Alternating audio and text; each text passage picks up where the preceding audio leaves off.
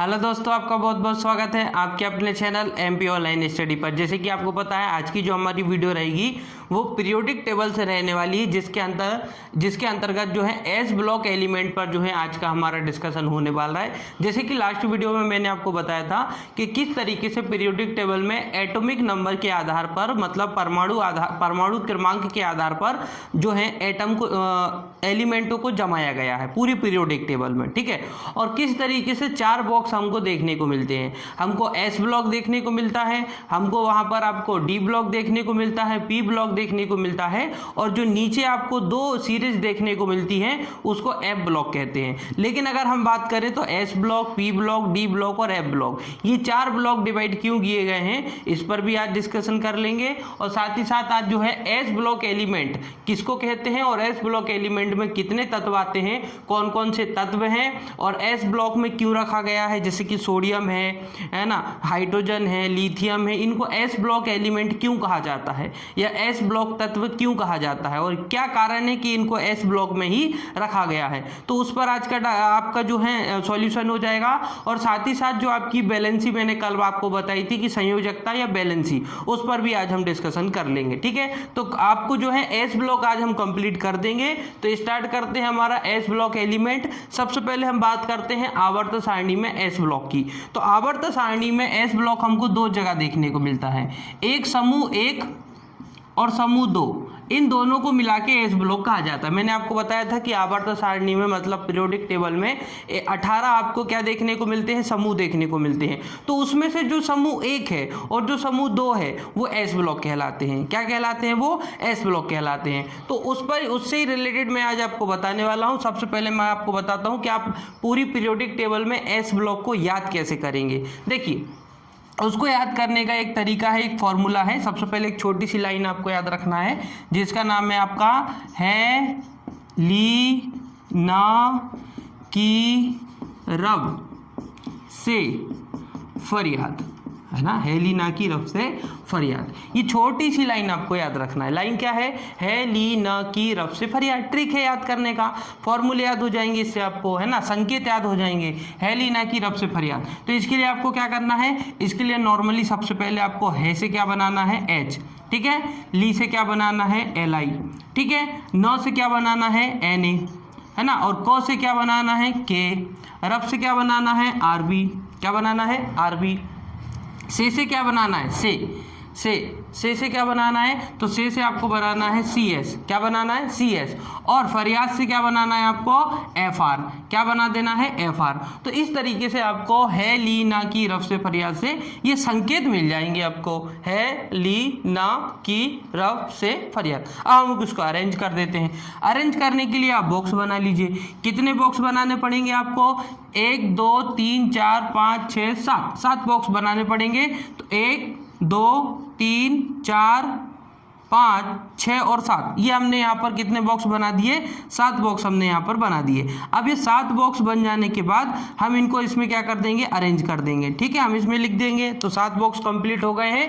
देखिए, hydrogen, lithium, sodium, potassium, rubidium, caesium और francium, ठीक है, सीसियम और फ्रेंसियम। तो ये मैंने यहाँ से संकेत उठा लिए, hydrogen, lithium, sodium, potassium, rubidium, caesium और फ्रेंसियम। ये हो गई आपकी कौन सी पीरियोडिक टेबल की पीरियोडिक टेबल की आपकी पहली सारणी हो गई, है ना। ये पहला समूह हो गया। अब समूह, ये तो पहला बता दिया मैंने। अब समूह दूसरा बताने के लिए एक और छोटी सी लाइन आप याद रखें। वो लाइन कौन सी है, वो लाइन है बेटा मांगे कार स्कूटर, बेटा मांगे कार स्कूटर बाप रोए, बेटा मांगे कार स्कूटर बाप रोए, ठीक है। ये भी है, इससे भी याद हो जाएगा। देखिए, बेटा से क्या बनाना, बेटा से बनाना बेटा से क्या बनाना, बीई। मांगे से क्या बनाना, एमजी। कार से क्या बनाना, सीए। स्कूटर से क्या बनाना, एसआर, है ना। बाप से क्या बनाना, बीए। और रोए से क्या बनाना, आरए। ये बनाना है आपको संकेत। फिर से सुनिए, बेटा मांगे कार स्कूटर बाप रोए, नॉर्मल है। क्या है आपका, बेटा मांगे कार स्कूटर बाप रोए। तो बेटा से क्या बना देना, बीई, है ना। मांगे से एमजी, कार से सीए, स्कूटर से एसआर और बीए से बाप से BA बना देना और रोए से RA बना देना। इसको भी हम अरेंज कर देते हैं। टोटल कितने एलिमेंट हैं, तो टोटल हैं आपके 1 2 3 4 5 6, कितने टोटल 6। तो इस तरीके से 6 बॉक्स यहाँ पे बना दिए जाते हैं, ठीक है। अब हमने 6 बॉक्स इसके भी बना दिए, अरेंज कर देते हैं। बेटा मांगे कार, स्कूटर, बाप रोए। तो ये तो 2 लाइन कंप्लीट हो गई आपकी, है ना, ट्रिक से आपको याद कर लेना है। अब हम बात करते हैं इनके एटॉमिक नंबर की, मतलब परमाणु क्रमांक की, कि इनके परमाणु क्रमांक क्या होते हैं, क्योंकि यहाँ से प्रश्न पूछे जाते हैं। तो सुनिए, अच्छा इनके नाम भी याद रखना है ना, बेरिलियम, मैग्नीशियम, कैल्शियम, स्ट्रोंशियम, है ना, बेरियम और रेडियम। ये नाम मैं आपको कहाँ दे दूंगा, नाम मैं आपको जो है PDF में दे दूंगा। तो PDF में आपको फुल नेम दे दूंगा मैं, वहाँ लिखे हुए नाम मिल जाएंगे आपको, तो आपको याद हो जाएंगे, है ना, नाम भी वहाँ पे लिख दूंगा। अब देखिए इनके परमाणु क्रमांक याद करते हैं, और परमाणु क्रमांक याद करने के लिए मैंने लास्ट वीडियो में बताया था कि आपको एक छोटा सा फॉर्मूला याद रखना है, और वो फॉर्मूला क्या था, वो फॉर्मूला था 32 18 18 8 8 2। छोटा सा फॉर्मूला बताया था, छोटी से आपको जो है संख्या याद रखना है, 32 18 18 8 8 2। तो देखिए यहाँ से एक बॉक्स छोड़ने के बाद, कल बताया था, एक बॉक्स छोड़ने के बाद इसके सामने लिखना है 32, इसके सामने लिखना है 18, इसके सामने लिखना है 18, फिर उसके सामने लिखना है 8, फिर इसके सामने लिखना है 8 और इसके सामने लिखना है 2। बस इतना करना है आपको, 32 18 18 8 8 2 करके ऐसे लिख लेना, एक बॉक्स छोड़ना पड़ेगा लेकिन, है ना। हाँ, अब देखिए 1 से 10 तक मैं आपको याद करवा चुका था। 1 नंबर पर हाइड्रोजन था, 2 नंबर पर हीलियम, 3 नंबर पर लिथियम, 4 नंबर पर बेरिलियम, 5 नंबर पर बोरोन, 6 नंबर पर कार्बन, 7 नंबर पर नाइट्रोजन, 8 नंबर पर ऑक्सीजन, 9 नंबर पर फ्लोरीन और 10 नंबर पर नियोन। तो यहाँ तक 10 तो आपको याद करने पड़ेंगे। 10 याद करने के बाद अब देखिए हाइड्रोजन कितने नंबर पर है, हाइड्रोजन 1 नंबर पर है। हाइड्रोजन कितने नंबर पर है, 1 नंबर पर है। और बेरिलियम कितने नंबर पर है, बेरिलियम में 4 नंबर पर है। क्यों, क्योंकि 1 से 10 तक आपको याद करने पड़ेंगे, उसके लिए आपके लिए कोई ट्रिक नहीं आएगी, है ना। अब हाइड्रोजन 1 नंबर पर है, ठीक है, बस इतना याद रखिए। हाइड्रोजन कितने नंबर पर है, हाइड्रोजन 1 नंबर पर है। अब इस 1 में ऐड कर दीजिए 2, ये 1 के सामने क्या लिखा हुआ है 2, तो 1 में ऐड कर दीजिए 2, तो क्या बन जाएंगे आपके 3। 3 के सामने क्या लिखा है 8, तो 3 के सामने लिखा है 8, 8 जोड़ दीजिए तो क्या बन जाएंगे 11, तो नीचे लिख दीजिए 11। 11 के सामने क्या लिखा है 8, तो 11 में जोड़ दीजिए 8 तो हो जाएंगे 19। 19 के सामने लिखा है 18, तो 19 में जोड़ दीजिए 18 तो हो जाएंगे 37। 37 के सामने लिखा है फिर से 18, तो 37 में 18 अगर आप जोड़ देंगे तो ये आपको कितने देखने को मिल जाएंगे 56। ये आपको देखने को मिल जाएंगे 15 की 5 हासिल की 55, कितने देखने को मिल जाएंगे 55, ठीक है, कितने देखने को मिल जाएंगे 55। फिर उसके बाद 55 में आप जोड़ दीजिए 32 को, अगर आप 55 में 32 को जोड़ देते हैं तो आपको देखने को मिलेंगे 87 87, कितने देखने को मिलेंगे 87 87। तो ये सभी के क्या निकला है परमाणु क्रमांक, मतलब ये जो ग्रुप 1 है ना, ये ग्रुप कौन सा है पहला, और ये कौन सा ग्रुप है, ये ग्रुप दूसरा है, ठीक है। तो पहले ग्रुप के परमाणु क्रमांक निकल आए। दूसरे ग्रुप के परमाणु क्रमांक याद करने के लिए भी वही तरीका है। बेरिलियम कितने नंबर पर है 4, 4 के सामने देखिए क्या लिखा है 8, 4 के सामने क्या लिखा है 8, तो 4 में 8 जोड़ देंगे तो क्या हो जाएंगे 12। अब 12 के सामने क्या लिखा है 8, तो 12 में 8 जोड़ देंगे तो कितने हो जाएंगे 20, तो नीचे लिख दीजिए 20। फिर 20 के सामने क्या लिखा है 18, तो 20 में जोड़ दीजिए फिर से 18, तो कितने हो जाएंगे 38। अब 38 के सामने क्या लिखा हुआ है फिर से 18, तो 18 फिर जोड़ दीजिए कितने हो जाएंगे 56।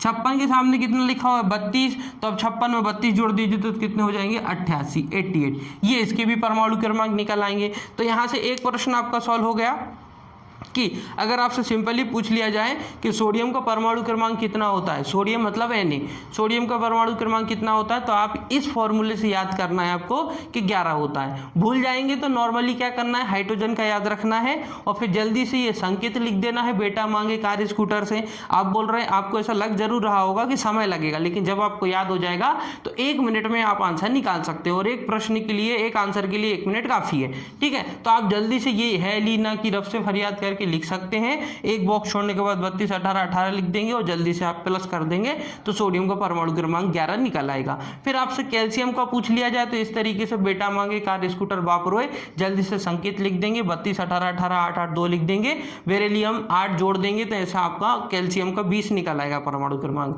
तो इस तरीके से परमाणु क्रमांक निकाले जा सकते हैं और इससे प्रश्न पूछे जाते हैं। तो ये तो बात हो गई आपकी परमाणु क्रमांक निकालना, मैंने आपको बता दिया था कल भी कि कैसे निकाला जाता है। अब हम बात करते हैं कि ये जो तत्व हैं, जैसे कि इसकी हम बात करें, ये जो तत्व है एस ब्लॉक, ये पूरा का पूरा आपका कौन सा ब्लॉक है? S block. तो इसको एस ब्लॉक क्यों कहा जाता है? तो इसको एस ब्लॉक क्यों कहा जाता है उसके लिए एक छोटी सी कहानी है, वो समझिए। देखिए कल मैंने आपको बताया था कि एस कक्ष में हम कितने इलेक्ट्रॉन भर सकते हैं? 2। पी कक्ष में कितने इलेक्ट्रॉन भरे जा सकते हैं? 6। डी कक्ष में कितने इलेक्ट्रॉन भरे जा सकते हैं? 10। और एफ कक्ष में हम अधिक से अधिक कितने कक्ष भर सकते हैं, कितने इलेक्ट्रॉन भर सकते हैं? तो 14। मतलब एस कक्ष में अधिक से अधिक आप 2 इलेक्ट्रॉनों को भर सकते हैं और पी कक्ष में अधिक से अधिक 6 इलेक्ट्रॉन भरे जा सकते हैं, डी में 10 भरे जा सकते हैं और एफ में 14 कक्ष इलेक्ट्रॉन जो है भरे जा सकते हैं। अब ये कक्ष क्या होते हैं वो मैं आपको बता दूंगा अभी। देखिए अभी बस इतना याद रखो कि एस के अंदर हम 2 भर सकते हैं, पी के अंदर 6, डी के अंदर 10 और एफ के अंदर 14। अब ये जो ट्रिक है ये आपको याद कर लेना है, वैसे तो नोट्स में आपको ये मिल जाएगी बट फिर भी आपको याद तो होनी चाहिए, क्योंकि याद होगी तभी आप वहाँ पर इसको सही कर पाएंगे। अब देखिए एक छोटा सा रूल है जिसको बोलते हैं अफवाऊ का नियम। क्या बोलते हैं? अफवाऊ का नियम। वो याद होना चाहिए, क्योंकि जब आपको वो याद होगा तभी आप आगे सॉल्यूशन कर सकते हैं। तो अफवाऊ के नियम के लिए छोटा सा मैं यह नियम बना रहा हूँ, कल बताया था वैसे तो मैंने। अफवाऊ का नियम, अफवाऊ का नियम। अफवाऊ का नियम जो है छोटा सा है, सिंपल है। देखिए मैं कैसे बना रहा हूँ वैसे आप बनाते चलना। सबसे पहले लिखना 1s, उसके नीचे लिखना 2s, फिर लिखना 3s, फिर लिखना 4s, फिर उसके बाद 5s और फिर 6s और उसके बाद 7s। आप 7s के आगे भी 8x, 9s, 10s ऐसा लिख सकते हैं, ठीक है। हाँ, अब s के बाद लिखना है p। s के बाद क्या लिखना है? p। लेकिन p को आप 2 से शुरू करेंगे, है ना, मतलब यहाँ से शुरू करेंगे। 2p, 3p, 4p, 6p, 7p, 5p, 5p, 6p और 7p। फिर उसके बाद p के बाद आएगा आपका d। तो d को भी एक बॉक्स छोड़ने के बाद स्टार्ट करना है, मतलब p को आपने यहाँ से शुरू किया तो d को आप यहाँ से शुरू करोगे, मतलब 3d, 4d, 5d, 6d, 7d। अब आप f शुरू करेंगे, लेकिन f को आप फिर एक बॉक्स छोड़ने के बाद शुरू करें, मतलब 4f, 5f, 6f और 7f, ठीक है। अब क्या करना है आपको? छोटी सी लाइन बनाना है, जैसे जैसे मैं बना रहा हूँ। देखिए सबसे इस तरीके से लाइन बनाना है ना। ये फर्स्ट लाइन जैसे आएगी ना आपकी, यहाँ से शुरू करना है। और ये फर्स्ट लाइन किसके ऊपर आ गई? 1s के ऊपर। फिर 1s से निकालने के बाद सिंगल छोड़ना है आपको, खाली। खाली का मतलब सिंगल रिटर्न लेके जाना है, किसी के ऊपर से लेके नहीं जाना है। फिर रिटर्न जब आप पाएंगे ना तो आपको कहाँ से लेके आना है? फिर 2s से लेके आना, जो रास्ते में मिलेगा, ठीक है। फिर 2s से आने के बाद फिर आप रिटर्न जाएंगे, लेकिन इस बार फिर से क्या करना है आपको? खाली जाना है। और जैसे ही आप यहाँ से खाली जाएंगे और फिर रिटर्न आएंगे तो रास्ते में कौन मिलेगा आपको? 2p मिलेगा। 2p के बाद आगे बढ़ेंगे तो 2p के बाद कौन मिलेगा? 3s मिलेगा। फिर 3s के बाद आपको रिटर्न जाना है खाली, फिर आप रिटर्न आएंगे तो कौन मिलेगा? 3p मिलेगा। 3p के बाद 4s मिलेगा और 4s के बाद फिर रिटर्न जाएंगे और रिटर्न आएंगे तो 3d मिलेगा। 3d के बाद 4p मिलेगा, 4p के बाद 5s मिलेगा। फिर उसके बाद रिटर्न जाएंगे आप तो आपको 4d मिलेगा। 4d के बाद आपको 5p मिलेगा, 6s मिलेगा और फिर खाली ब्लैंक छोड़ते हुए जाएंगे तो आपको रास्ते में फिर रिटर्न जब आएंगे तो आपको 4f मिलेगा, 5d मिलेगा, 6p मिलेगा, 7s मिलेगा। और इसके आगे भी अगर आप बनाना चाहते हो तो आप बना सकते हो, लेकिन आपको अभी क्योंकि s ब्लॉक है ये, तो इतने में आपका काम हो जाएगा। अब देखिए हम बात कर रहे हैं कि ये जो s ब्लॉक है या फिर इसको एस ब्लॉक क्यों कहते हैं और इनको ऐसा क्यों किया गया है। तो पहली छोटी सी कहानी ये याद रखना और छोटी सी कहानी ये याद रखना। कहने का मतलब ये है कि हमारे पास एक रास्ता है, इस रास्ते पर हमको चलना है। अभी हम यहाँ से चलना शुरू करेंगे और इस रास्ते पे चलते चलेंगे और जो हमको रास्ते में मिलता जाएगा उसको हम इलेक्ट्रॉन देते जाएंगे, हम इलेक्ट्रॉन लेके जाएंगे, है ना। यहाँ से स्टार्ट करेंगे और इलेक्ट्रॉन देते हुए सबको इलेक्ट्रॉन देते हुए जाएंगे। लेकिन छोटी सी बात याद रखना है, कोई भी एस हो, चाहे 1s हो, 2s हो, 3s हो, 4s हो, कोई भी एस हो, एस को तो हम 2 इलेक्ट्रॉन देंगे।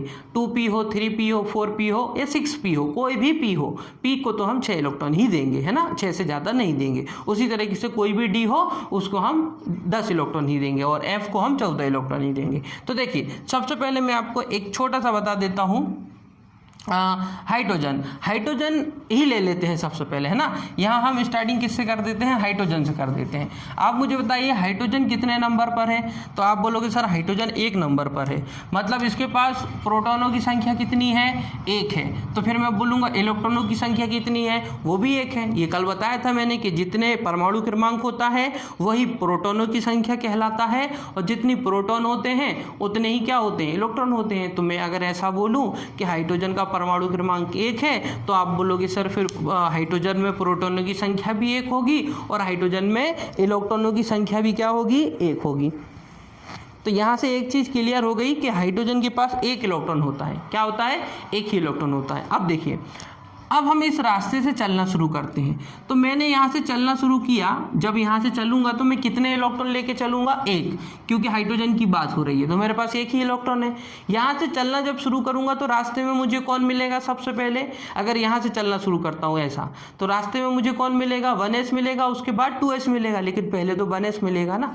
जब मुझे 1s मिलेगा तो इसको मैं इलेक्ट्रॉन दूंगा, क्योंकि 1s है, s है तो 2 इलेक्ट्रॉन देने पड़ेंगे। लेकिन क्या आपके पास 2 इलेक्ट्रॉन है, आपके पास 2 इलेक्ट्रॉन नहीं है, 1 ही है। तो जितने हैं आप उतने दे सकते हैं। तो यहाँ मैंने 1 इलेक्ट्रॉन दे दिया, 1s को क्या दे दिया, 1 इलेक्ट्रॉन दे दिया। लेकिन सुनिए, जब आपने इसको 1 इलेक्ट्रॉन दे दिया तो क्या अब आपके पास इलेक्ट्रॉन है, आप बोलोगे सर 1 ही तो था, तो आप रुक जाएंगे, फिर आपको आगे नहीं जाना है। मैं आपसे बोलूँ कि हाइड्रोजन का 1 ही इलेक्ट्रॉन था, उसी को अंतिम बोल सकते हो, उसी को पहला बोल सकते हो। तो हाइड्रोजन का जो अंतिम इलेक्ट्रॉन है वो कहाँ गया, मतलब किस ब्लॉक में गया, एस में गया, पी में गया, डी में गया कि एफ में। आप बोलोगे सर 1 ही तो था, हाँ तो उसी को अंतिम मान लो आप। तो वो कहाँ गया, तो आप बोलोगे सर 1 ही में गया और वो एस में गया। कहाँ गया, एस में। इसीलिए क्योंकि किसी भी तत्व का अंतिम इलेक्ट्रॉन किस कक्ष में जा रहा है वो उस कक्ष का इलेक्ट्रॉन कहलाता है ना, या उस कक्ष का तत्व कहलाता है। जैसे कि समझिए हाइड्रोजन था, हाइड्रोजन को अभी वर्तमान में कहाँ रखा हुआ है, एस ब्लॉक में। ये दोनों एस ब्लॉक में ही आते हैं ना। तो क्यों रखा है, क्योंकि हाइड्रोजन का 1 तो इलेक्ट्रॉन है और वो किस में जाता है, एस में जाता है, इसलिए उसको एस में रखा है। एक और उदाहरण ले लीजिए, ये तो मैंने कौन सा बताया आपको, ये तो मैंने आपको हाइड्रोजन बताया। दूसरा लिखते हैं, लिथियम कितने नंबर पर है, 3 नंबर पर। चलो स्टार्ट करते हैं। सबसे पहले क्या आएगा, देखो लिथियम में तो मेरे पास कितने इलेक्ट्रॉन है, याद रखना, लिथियम में तो मेरे पास कितने इलेक्ट्रॉन है, 3 इलेक्ट्रॉन है। चलो शुरू करते हैं। सबसे पहले मुझे क्या मिलेगा रास्ते में, 1s, क्योंकि फिर से चलना शुरू करना पड़ेगा। तो रास्ते में मुझे कौन मिलेगा, 1s को कितने इलेक्ट्रॉन दूंगा मैं, 2। क्यों, क्योंकि s है ना, s है तो कितने इलेक्ट्रॉन दूंगा, 2। चलिए आगे बढ़ते हैं। आगे क्यों बढ़ते हैं, क्योंकि हमारे पास 3 इलेक्ट्रॉन है, तो 2 तो हमने दे दिए, अभी 1 बाकी है। आगे चलते हैं, 1s के बाद आगे बढ़े हम, तो हमको कौन मिला, 2s। जैसे 2s मिला तो मैंने यहाँ क्या लिखा, 2s, और 2s लिखा तो फिर 2s को मैं 1 इलेक्ट्रॉन दे दूंगा। आप बोलोगे सर 1 क्यों दोगे, s में तो 2 इलेक्ट्रॉन दिए जाते हैं। मैं बोलूँगा कि हमारे पास 1 ही इलेक्ट्रॉन है तो 1 ही देंगे ना, 1 दे सकते हो, 2 दे सकते हो, लेकिन 3 नहीं दे सकते। तो देखिए 2 इलेक्ट्रॉन 1s को दे दिए और 1 इलेक्ट्रॉन 2s को दे दिए, तो क्या अब आपके पास इलेक्ट्रॉन बचे हैं, नहीं। तो अब आप इसके आगे नहीं जाएंगे, और आप इसके आगे नहीं जा सकते हैं। अब मैं आपसे पूछता हूँ कि मुझे बताइए जो लिथियम है उसमें कितने इलेक्ट्रॉन है। आप बोलोगे सर 3। मैं बोलूँगा अंतिम इलेक्ट्रॉन कहाँ गया, आप बोलोगे सर अंतिम तो 2s में गया। मैं बोलूँगा 2 छोड़िए, s में गया। आप बोलोगे हाँ। तो देखिए यहाँ पर लिथियम का अंतिम इलेक्ट्रॉन कहाँ गया, 2s में गया, मतलब s में गया, इसलिए लिथियम को s ब्लॉक में रखा गया है। एक और उदाहरण ले लीजिए, है ना, सोडियम देख लेते हैं। सोडियम कितने नंबर पर है, सोडियम 11 नंबर पर है ना, कितने नंबर पर है, 11 नंबर पर है। तो सोडियम के पास कितने इलेक्ट्रॉन है, फिर सोडियम के पास 11 इलेक्ट्रॉन है। कितने इलेक्ट्रॉन है, 11। चलो शुरुआत करते हैं, 11 इलेक्ट्रॉन। चलना शुरू करते हैं। सबसे पहले रास्ते में कौन मिलेगा मुझे, 1s को कितने इलेक्ट्रॉन दे दूंगा, 2। चलो कोई दिक्कत नहीं है, आगे बढ़ते हैं। फिर मुझे यहाँ से बढ़ते हुए कौन मिलेगा रास्ते में, 2s। 1s के बाद 2s मिलेगा ना, 2s मिलेगा तो 2s को कितने इलेक्ट्रॉन दे दूंगा, 2। आगे बढ़ते हैं, 2s के बाद मुझे रास्ते में आगे बढ़ा तो मुझे कौन मिला, 2p। अच्छा 2p है, याद रखना 2p, p है तो 6 देना है, p है तो 6 देना है ना, क्योंकि p को तो 6 देना है, तो इसको मैंने 6 दे दिए। अब कितने हो गए, 1s को 2 दे दिए, 2s को 2 दे दिए, 2p को 6 दे दिए, तो टोटल कितने हो गए, टोटल यहाँ पर हो गए 10। अभी एक बाकी है, क्योंकि टोटल तो 11 होने चाहिए ना, एक बाकी है। चलो 2p के बाद रास्ते में कौन मिलेगा मुझे, 3s। अच्छा 3s है तो 3s को कितने इलेक्ट्रॉन दे दूंगा, 1 इलेक्ट्रॉन। 1 इलेक्ट्रॉन किसको दे दूंगा, 3s को। तो इस तरीके से आप देखिए पूरा कंप्लीट हो जाता है 11 इलेक्ट्रॉन, 2 2 6 और 1, तो 2 और 2 4 और 6 10, 10 और 1 11। लेकिन मैं आपसे पूछूं सोडियम में कितने इलेक्ट्रॉन है, तो आप बोलोगे सर सोडियम में 11 इलेक्ट्रॉन है। मैं बोलूँगा अंतिम इलेक्ट्रॉन कौन सा है, तो आप बोलोगे अंतिम इलेक्ट्रॉन 11वां है। मैं बोलूँगा 11वां इलेक्ट्रॉन कहाँ गया, तो आप बोलोगे सर ये गया 3s में। कहाँ गया, 3s में, s में गया, इसीलिए सोडियम को एस ब्लॉक में रखा गया है। सोडियम को किस में रखा गया है, एस ब्लॉक में रखा गया है। ऐसा रूल जो मैं आपको बता रहा हूँ ये हर जगह पूरी पीरियोडिक टेबल पे लागू होगा, ठीक है। ये तो मैंने आपको, अच्छा ऐसा सभी के साथ होगा, आप कर सकते हैं। आपके पास परमाणु क्रमांक है, आपके पास फॉर्मूला है, जैसा जैसा जो आता चले इतने इलेक्ट्रॉन देते चलना, और अंत में देखना आपको यही देखने को मिलेगा। जैसे कि यहाँ कॉमन बात देख लो, कॉमन, इसका अंतिम क्या है, इसका अंतिम है 2s1, इसका अंतिम क्या है 3s1, तो इसके आगे वाले का क्या होगा 4s1, उसके आगे वाले का क्या होगा 5s1, उसके आगे का क्या होगा 6s1, और उसके आगे का क्या होगा 7s1। यही चलने वाला है क्रम, ठीक है। तो ये वाली लाइन तो मैंने आपको बता दी। अब हम इसको भी देख लेते हैं कि ये जो बेटा मांगे कार स्कूटर वाली लाइन है, इसमें क्या रूल फॉलो होगा, और ये इसको भी एस ब्लॉक में रखा है, तो ये किस तरीके से एस ब्लॉक में आया, ठीक है। तो ये तो मैंने आपको पी ब्लॉक जो पहला ग्रुप था वो वाला बताया, लेकिन आपको बाकी भी करना है ना, मैंने तो केवल आपको बता दिया है, अब आप एक बार जरूर निकाल लें उसको। तो अब हम बात करते हैं दूसरा, है ना, बेटा मांगे कार स्कूटर। तो यहाँ पर आपको पता होना चाहिए बेरिलियम कितने नंबर पर है। बेरिलियम कितने नंबर पर है, आप बोलोगे सर ये बेरिलियम है Be मतलब होता है बेरिलियम, और बेरिलियम कितने नंबर पर है 4, मतलब मेरे पास कितने इलेक्ट्रॉन है 4। तो मैं 4 इलेक्ट्रॉन लेकर चलना शुरू करता हूँ। सबसे पहले मुझे क्या मिलेगा 1s मिलेगा, तो इसको कितने इलेक्ट्रॉन दे दूंगा 2 इलेक्ट्रॉन दे दूंगा, क्योंकि 1s है ना तो 2 देना पड़ेगा। फिर मुझे क्या मिलेगा 2s मिलेगा, तो मैं इसको भी कितने इलेक्ट्रॉन दे दूंगा 2। भाई पहले तो 1s मिलेगा फिर 2s मिलेगा, तो मेरे पास टोटल इलेक्ट्रॉन थे कितने 4। आप बोलोगे सर क्योंकि बेरिलियम 4 ही नंबर पर होता है इसलिए हमारे पास कितने इलेक्ट्रॉन है 4। अब 4 ही इलेक्ट्रॉन है तो 1s को 2 दे दिए, 2s को 2 दे दिए, तो अब मेरे पास कितने इलेक्ट्रॉन बचे, अब मेरे पास कितने इलेक्ट्रॉन बचे, तो अब मेरे पास कोई भी इलेक्ट्रॉन नहीं है, क्योंकि 2 इसको दे दिए और 2 इसको दे दिए, कंप्लीट हो गए। मैं बोलूँगा बेरिलियम में 4 इलेक्ट्रॉन है, तो बताइए मुझे कि अंतिम इलेक्ट्रॉन कहाँ गया, अंतिम मतलब 4th नंबर का इलेक्ट्रॉन कहाँ गया। तो आप बोलोगे सर 4th नंबर का इसका अंदर है, इसी के अंदर 3 नंबर का है और इसी के अंदर 4 नंबर का है, लेकिन हमको 3 नंबर से कोई मतलब नहीं है, 4 नंबर वाला देखना है। मैं बोलूँ 4 नंबर का कहाँ गया, तो आप बोलोगे सर 2s में गया, मतलब s में गया, s में गया मतलब s ब्लॉक का है। मतलब किसी भी तत्व का अंतिम इलेक्ट्रॉन जिस कक्ष में जाता है वो उस कक्ष का इलेक्ट्रॉन तत्व कहलाता है, या मैं ऐसा बोल सकता हूँ किसी भी तत्व का अंतिम इलेक्ट्रॉन जिस कक्ष में जिस ब्लॉक में जाता है वो उस ब्लॉक का एलिमेंट या तत्व कहलाता है ना। तो इसमें का अंतिम इलेक्ट्रॉन भी कहाँ गया, इसमें। एक और देख लेते हैं मैग्नीशियम वाला, ठीक है। हो सकता है मुझे ऐसा लग रहा है कि आपको ये चीज़ क्लियर हो रही है, तो आप कमेंट बॉक्स में ज़रूर बताएं। अगर कहीं पर कोई मिस्टेक हो रही है, आपको कोई चीज़ समझ में नहीं आई, तो हम उसको रिपीट कर सकते हैं, कोई प्रॉब्लम नहीं है, बट आप ज़रूर बताएं कि आपको समझ में आ रहा है या नहीं। हाँ, मैग्नीशियम की बात करते हैं। देखिए मैग्नीशियम कितने नंबर पर है 12, कितने नंबर पर है 12 नंबर पर है। तो फिर से देखिए 12 इलेक्ट्रॉन लेकर हम चलना प्रारंभ करते हैं। तो रास्ते में जब मैं निकलूंगा तो सबसे पहले मेरे रास्ते में कौन आएगा 1s, क्योंकि चलना तो हमको स्टार्टिंग से ही शुरू करना है। तो सबसे पहले मुझे कौन मिलेगा 1s जैसे ही मिलेगा तो ऐसा लिख दूंगा मैं 1s और उसको कितने इलेक्ट्रॉन दे दूंगा 2, क्योंकि हमारे पास टोटल इलेक्ट्रॉनों की संख्या कितनी है 12, तो 2 यहाँ दे दूंगा। आगे बढ़ता हूँ तो मुझे मिलेगा 2s मिलेगा, तो इसको भी कितने इलेक्ट्रॉन दे दूंगा 2 इलेक्ट्रॉन दे दूंगा, ठीक है। आगे बढ़ता हूं तो मुझे मिलेगा फिर 2p मिलेगा तो 2p को कितने इलेक्ट्रॉन दे दूंगा, 6 इलेक्ट्रॉन दे दूंगा।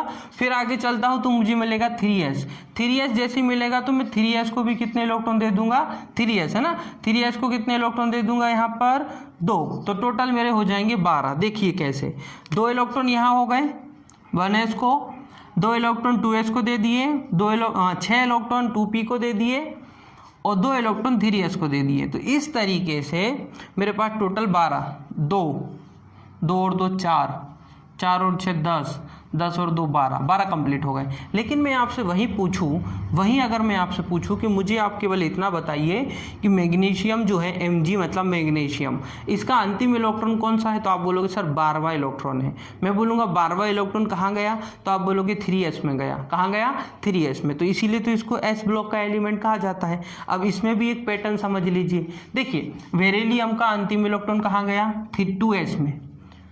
मैग्नीशियम का अंतिम इलेक्ट्रॉन कहाँ गया, 3s में।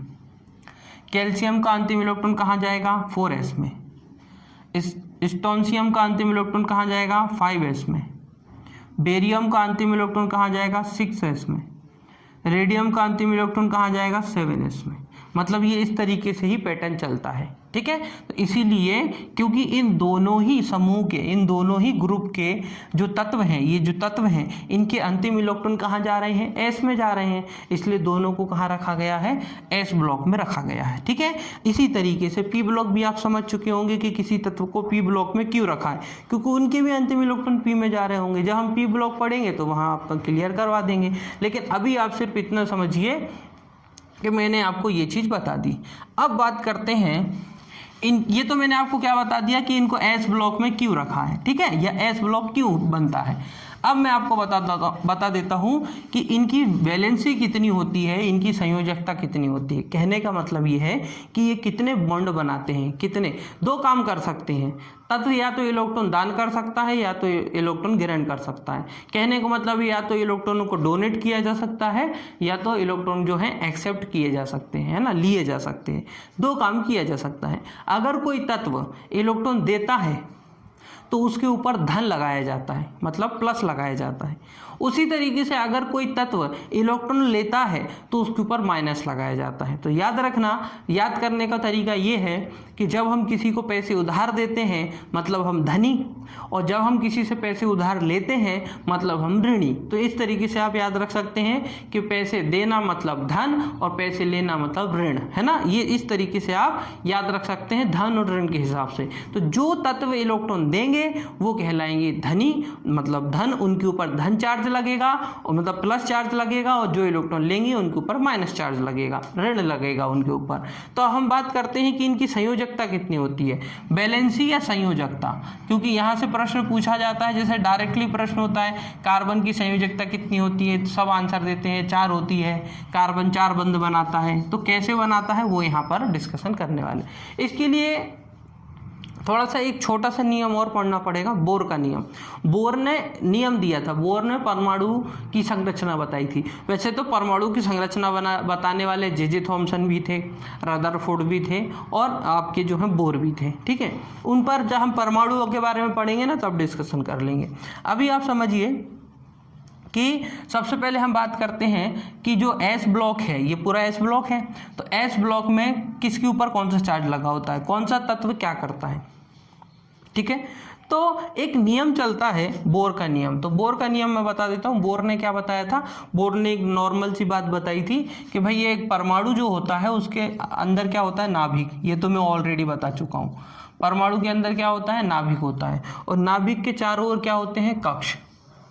क्या होते हैं, ऐसे कक्ष बने होते हैं। क्या बने होते हैं, कक्ष। और इन कक्ष में ही होते हैं आपके S, P, D, F उपकक्ष।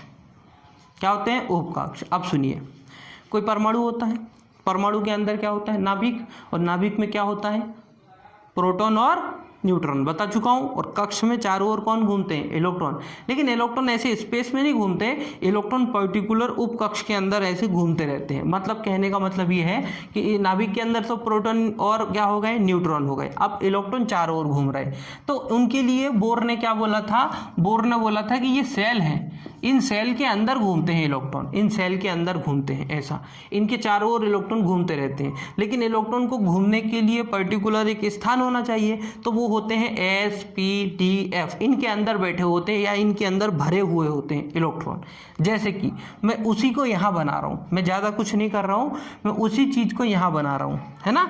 ये क्या लिखा हुआ है आपका, जैसे उसको बनाया था वैसे इसको बना रहा हूँ, ध्यान से देखना है। 1s, 2s, 3s, 4s, यही बनाया था मैंने, ठीक है। 1s को छोड़ के फिर 2s से शुरू करना है, 2p, 3p, 4p, यही बनाया था मैंने। आगे देखते हैं, फिर p के बाद d शुरू होगा, d को भी एक बॉक्स छोड़ के 3d, 4d और 4f करेंगे तो 4f से शुरू करेंगे। आप इसको भी और सेल बना सकते हो ना, आप चाहे जितनी सेल बनाना चाहें बना सकते हो। अच्छा, 1s, 2s, 3s, 4s, इस तरीके से ये सेल इसके अंदर होते हैं। मतलब मैं अगर बोलूँ, इनको नाम दे देता हूँ, सेल 1, सेल 2, सेल 3, सेल 4, मतलब कक्ष 1, कक्ष 2, कक्ष 3, कक्ष 4। मैं अगर आपको बोलूँ कि कक्ष 1 में कितने उपकक्ष हैं, तो आप बोलोगे सर एक ही है, 1s। मैं बोलूँ कक्ष 2 में कितने उपकक्ष हैं, तो आप बोलोगे सर 2s है और 2p है। मैं बोलूँ कि कक्ष 3 में कितने उपकक्ष हैं, तो आप बोलोगे कि सर 3 है। मैं बोलूँगा कक्ष 4 में कितने उपकक्ष हैं, तो आप बोलोगे 4। कौन कौन से हैं, 4s है, 4p है, 4d है और 4f है, ठीक है।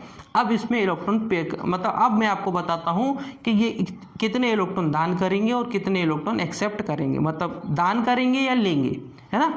पहली बात समझिए, कोई भी तत्व ये चाहता है कि उसके अंतिम कक्ष में, यह चाहता है कि उसके अंतिम कक्ष में 8 इलेक्ट्रॉन हो। उसको कहते हैं अष्टक पूर्ण होना। क्या कहते हैं उसको, अष्टक पूर्ण करना। अष्टक पूर्ण करना, अष्टक का मतलब ही तो यहाँ 8 से हो रहा है।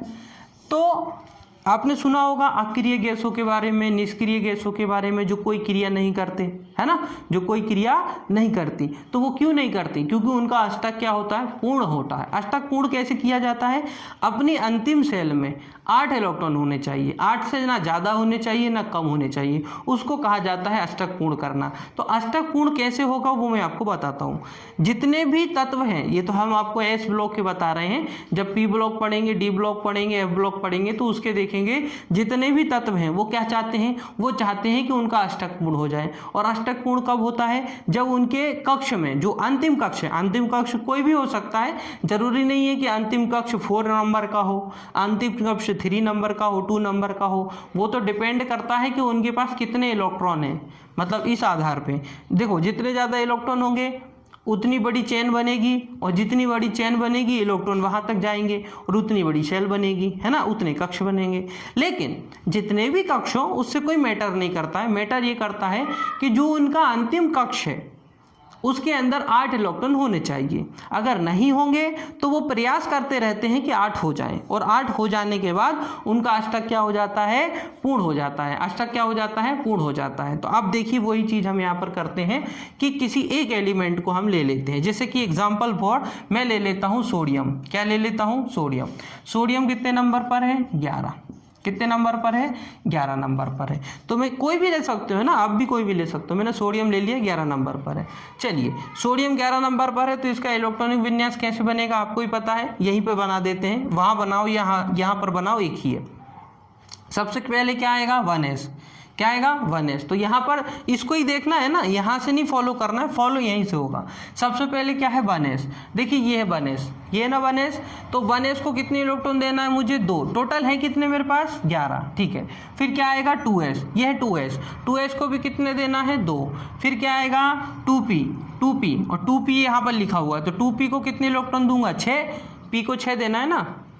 फिर मुझे क्या मिलेगा, 3s।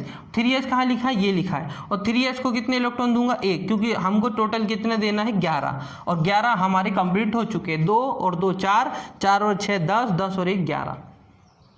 अब मुझे बताइए 3s में 1 इलेक्ट्रॉन है, तो 4s में, 4p में, 4d में और 4f में कोई इलेक्ट्रॉन नहीं है, तो ये कक्ष बनाने की ज़रूरत भी नहीं है। कक्ष वहीं तक बनेंगे जहाँ तक इलेक्ट्रॉन हो, उसके आगे का कक्ष बनाने की कोई ज़रूरत नहीं है। ठीक है। अब सुनिए, अंतिम कक्ष में कितने इलेक्ट्रॉन है? एक। क्या अंतिम कक्ष में, अंतिम कक्ष मतलब ये 3s नहीं हुआ, अंतिम कक्ष मतलब ये पूरा राउंड, और उस पूरे राउंड में कितने उपकक्ष हैं? आप बोलोगे सर 3 है, 3s है, 3p है और 3d है। मैं आपसे पूछता हूँ कि जो अंतिम सेल है, अंतिम कक्ष है, इसमें कितने इलेक्ट्रॉन है? आप बोलोगे सर एक ही इलेक्ट्रॉन है और वो भी 3s में है। क्या 8 इलेक्ट्रॉन है? आप बोलोगे सर 8 नहीं है। 8 करने के लिए मुझे क्या करना पड़ेगा? 8 करने के लिए 7 और होने चाहिए, तभी तो 8 होंगे। अभी 1 है, 7 और होते तो 8 हो जाते। 8 कैसे होते? 1 इसको दे देते और 6 इसको दे देते। भाई एस में 2 जाते हैं ना, तो 1 तो अभी है, 1 और दे देते तो 2 हो जाते, और पी में 6 दे देते तो टोटल कितने हो जाते? 8। 2 इसके पास, 6 इसके पास, 8 अष्टक पूर्ण हो जाता। लेकिन क्या अभी अष्टक पूर्ण हो पा रहा है? नहीं। लेकिन दूसरा रास्ता भी है।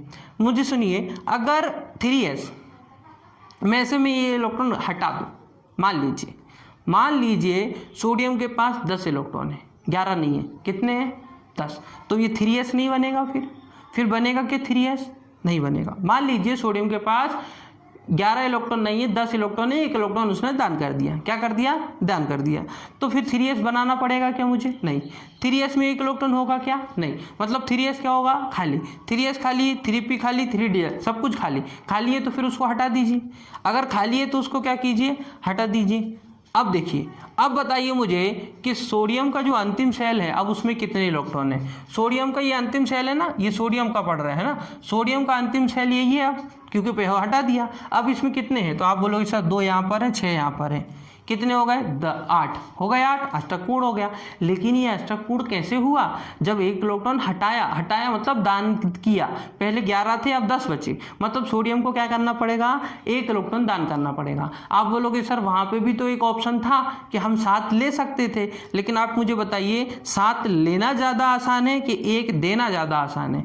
तो यहाँ पर सबसे ज़्यादा आसान है 1 इलेक्ट्रॉन देना, क्योंकि 7 इलेक्ट्रॉन लेने के लिए अलग अलग तत्वों से इलेक्ट्रॉन लेना पड़ता, लेकिन एक तो कोई भी आसानी से ले सकता है, सोडियम किसी को भी दान कर सकता है। तो यहाँ पर सोडियम के लिए सबसे आसान रास्ता था कि 7 मत लीजिए, 1 दीजिए। अगर सोडियम 1 इलेक्ट्रॉन दे देता है तो 3s हट जाएगा, 3s हट जाएगा तो पूरी सेल हट जाएगी, क्योंकि पूरी सेल खाली थी तो हटा दी हमने। अब देखिए अंतिम सेल कौन सी है? ये 2 नंबर वाली, और 2 नंबर वाली अंतिम सेल है, ये पहली सेल है, ये अंतिम सेल है। और अंतिम सेल में कितने इलेक्ट्रॉन है? तो आप बोलोगे सर 2 यहाँ पर है, 6 यहाँ पर है, हो गए टोटल 10, मतलब टोटल 8, मतलब अष्टक पूर्ण हो गया। तो इस तरीके से सोडियम का अष्टक पूर्ण हो जाता है। और सोडियम के ऊपर मैं एक क्या लिख दूंगा? प्लस। आप बोलोगे सर प्लस क्यों? क्योंकि सोडियम ने 1 इलेक्ट्रॉन दान किया, तब जाके ये कंडीशन बनी। सोडियम अगर 1 इलेक्ट्रॉन दान नहीं करता तो ऐसा हो सकता था क्या? नहीं हो सकता था, तो उसको 1 इलेक्ट्रॉन दान करना पड़ा, इसलिए उसके ऊपर +1। कभी सोडियम 2 इलेक्ट्रॉन दान करना पड़ता तो 2 दान कर देता, तो यहाँ लिख देता मैं 2+।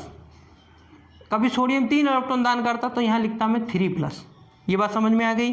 अब देखिए, ये तो हो गए किसकी बात? सोडियम की बात। एक और ले लेते हैं हम, कोई भी ले लो, लिथियम ले लो, है ना, या पोटेशियम ले लो, कोई भी ले लो। अच्छा, एक काम याद रखना छोटा सा, कहीं कहीं पर अष्टक वाला काम नहीं होता, जैसे कि हीलियम, 2 नंबर पर जो हीलियम है ना, वहाँ अष्टक का काम फॉलो नहीं होता, वहाँ 2 इलेक्ट्रॉन होते हैं अंतिम सेल में। यहाँ कितने हैं? 8, वहाँ 2 होते हैं, तो वहाँ कन्फ्यूज नहीं होना। केवल एक हीलियम अकेला एक ऐसा तत्व है जिसके अंतिम सेल में 2 इलेक्ट्रॉन होते हैं, बाकी सब में 2 से ज़्यादा होते हैं। ठीक है, मतलब अष्टक तो कंप्लीट करना जरूरी है। एक और ले लेते हैं पोटेशियम। क्या ले लेते हैं? पोटेशियम। पोटेशियम कितने नंबर पर है? पोटेशियम तो 19 नंबर पर है। पोटेशियम कितने नंबर पर है? पोटेशियम 19 नंबर पर है। तो इसके लिए भी एक छोटा सा अपन ये वाला फॉर्मूला कर लेते हैं। ये 2 बार इसलिए करवा रहा हूँ ताकि आपको आसान तरीके से समझ में आ जाए। पोटेशियम तो सबसे पहले नाभिक बनेगा, फिर बनाएंगे हम 1s, फिर ये बनाएंगे 2s, ये बनाएंगे 3s, ये बनाएंगे 4s, इस तरीके से बना लेंगे। ठीक है, ये नाभिक हो गया। ठीक है, ये नाभिक है, ये क्या है आपका? 1s, ये 2s, ये 3s और ये 4s। उसी तरीके से ये 2p, ये 3p और ये 4p, ये 3d और ये 4d और ये 4f। अब देखिए, नाम लिख देता हूँ, ये 1, ये 2, ये 3 और ये 4, 1 2 3 4। किसकी बात हो रही है? पोटेशियम। पोटेशियम कितने नंबर पर है? बात हम किसकी कर रहे हैं, बात हम पोटेशियम की कर रहे हो। पोटेशियम कितने नंबर पर है, 19। चलिए 19 को फिल करना है, शुरुआत करते हैं। सबसे पहले मुझे कौन मिलेगा, 1s। 1s को कितने इलेक्ट्रॉन दे दूंगा, 2। फिर मुझे क्या मिलेगा, 2s। 2s को भी कितने इलेक्ट्रॉन दे दूंगा, 2। यहाँ देखते चलना है ना। फिर मुझे क्या मिलेगा, 2p, ये है 2p। 2p को कितने इलेक्ट्रॉन दूंगा, 6। फिर मुझे क्या मिलेगा, 3s। 3s को कितने इलेक्ट्रॉन दूंगा, 2। फिर मुझे क्या मिलेगा, 3p। 3p को कितने इलेक्ट्रॉन दूंगा, 6। फिर 3p के बाद मुझे क्या मिलेगा, 4s। यहाँ ध्यान देना है ना, 3 के बाद 3p के बाद क्या मिल रहा है मुझे, 4s। तो 4s यहाँ है ना, तो 4s को कितने इलेक्ट्रॉन दूंगा, 1। कंप्लीट हो गया 19। 2 और 2 4, 4 और 6 10, 10 और 2 12 और 6 18, 18 और 1 19। अब मुझे बताइए पोटेशियम की जो अंतिम सेल है, अंतिम सेल, उसमें कितने इलेक्ट्रॉन है। तो आप बोलोगे सर एक ही इलेक्ट्रॉन है, वो भी 4s में है, एक ही है और 4 में है। लेकिन अष्टक पूर्ण करने के लिए कितने होने चाहिए, 8।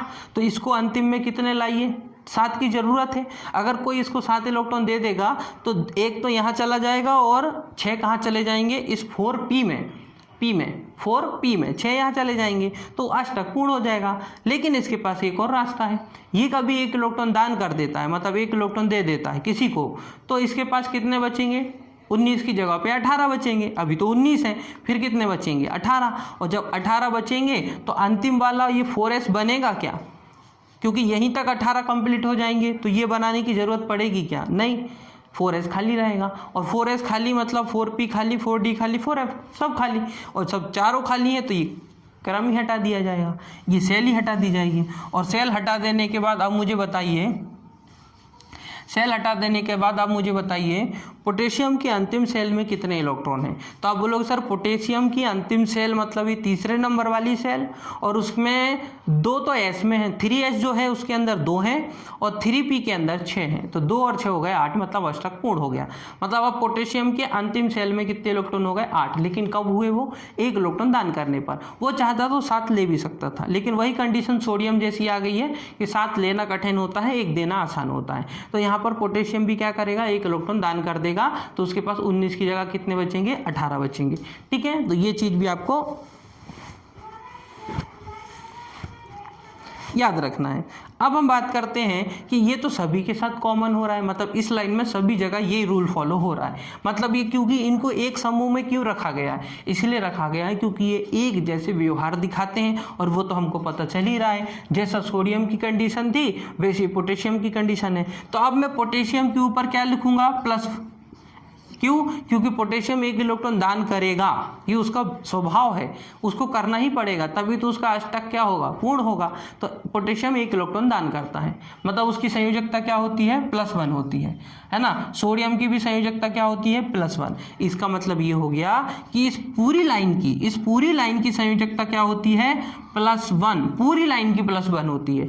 मैं बोलूँ हाइड्रोजन की, आप बोलो +1। मैं बोलूँ लिथियम की, आप बोलो +1। सोडियम, पोटेशियम, रोबेडियम, सीजियम, फ्रेंशियम सबकी +1 होती है, इसीलिए तो उनको एक ही ग्रुप में रखा है। अब हम बात कर लेते हैं सेकंड ग्रुप की। सेकंड ग्रुप में भी करना थोड़ा सा जरूरी। तो सेकंड ग्रुप को करने के लिए किसी एक का उदाहरण ले लेंगे हम, है ना, किसी एक का उदाहरण ले सकते हैं।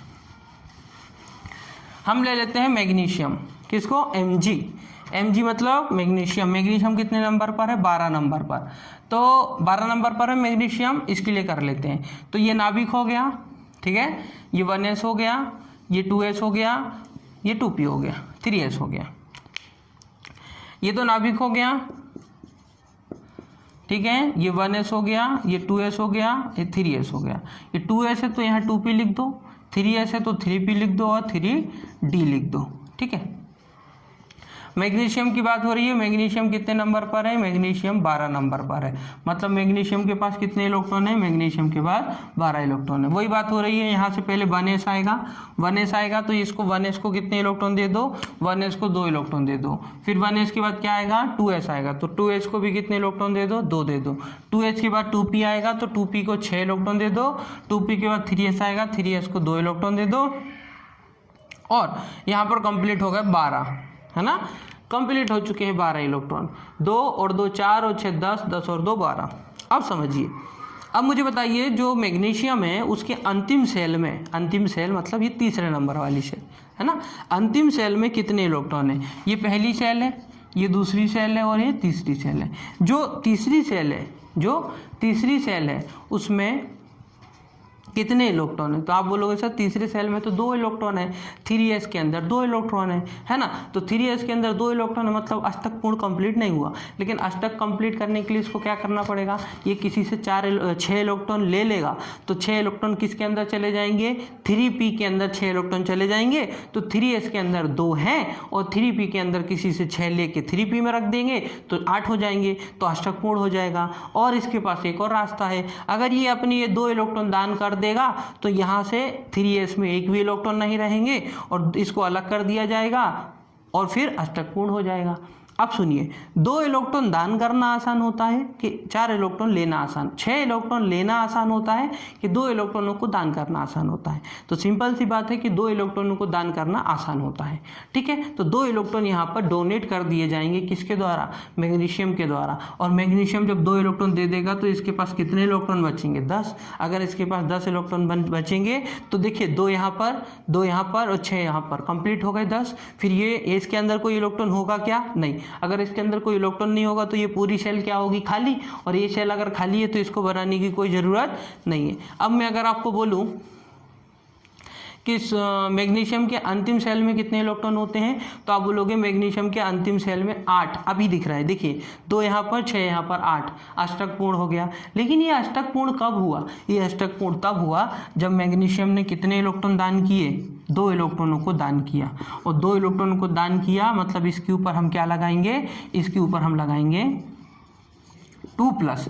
क्या लगाएंगे, 2+, क्योंकि 2 इलेक्ट्रॉन दान किए उसने, इसलिए हम 2+ लगाएंगे। मतलब ये पूरा ग्रुप एक जैसा है, पूरे ग्रुप में यही लॉ काम करेगा। इसके अकॉर्डिंग फिल करते चलना, आपको पूरी यही चीज़ मिलने वाली है। लेकिन ये काम प्रैक्टिस का है। अगर आप ये सोचेंगे कि आप नॉर्मली पढ़ के उसको याद कर सकते हैं तो नहीं होगा, ये काम प्रैक्टिस का है। मैंने किया, आपको करना पड़ेगा, है ना। मतलब मैग्नीशियम की संयोजकता कितनी हो गई, +2।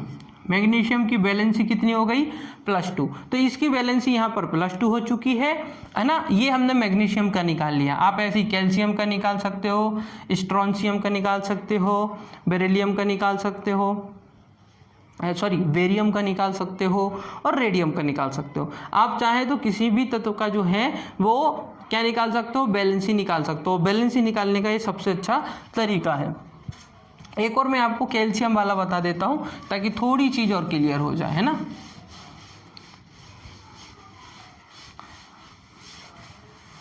इसके बाद विशेषता रह जाएगी। इसके बाद क्या रह जाएंगी, मतलब मैं आपको इनकी थोड़े फॉर्मूले, इनके ये चीज़ बता दूंगा कि ये किस तरीके से किसका यूज़ कहाँ किया जाता है, क्योंकि यहाँ प्रश्न पूछे जाते हैं। कैल्शियम और कर लेते हैं। पहले नाभिक बनाऊंगा, नाभिक के बाद क्या बनाऊंगा, 1s, फिर क्या बनेगा 2s और उसके बाद क्या बनेगा 3s और उसके बाद क्या बना देते हैं 4s भी बना देते हैं। ठीक है, ये हो गया 1s, ये हो गया 2s, ये हो गया 3s, ये हो गया 4s, ये हो गया 2p, ये हो गया 3p, ये हो गया 4p, ये हो गया 3d, ये हो गया 4d और यहाँ बना देंगे 5। उसके अकॉर्डिंग ही बनाना है। चलिए शुरुआत करते हैं। कैल्शियम कितने नंबर पर है, 20 नंबर पर है। किस पे, 20 नंबर पर है। शुरुआत करते हैं 1s, वहाँ से देखते चलिए। 1s कितने इलेक्ट्रॉन देंगे, 2 दे दीजिए। फिर क्या मिलेगा 2s, कितने इलेक्ट्रॉन देंगे, 2 दे दीजिए। फिर क्या मिलेगा 2p वहाँ देखना है ना, 2p मिलेगा तो कितने इलेक्ट्रॉन देना है, 6। फिर 2p के बाद 3s को कितने देना है, 2। 3s के बाद 3p को 6 और 3p के बाद मुझे क्या मिलेगा 4s को 1, है ना, नहीं 4s को 2 देना पड़ेगा, तब जाके 20 कंप्लीट हो जाएंगे।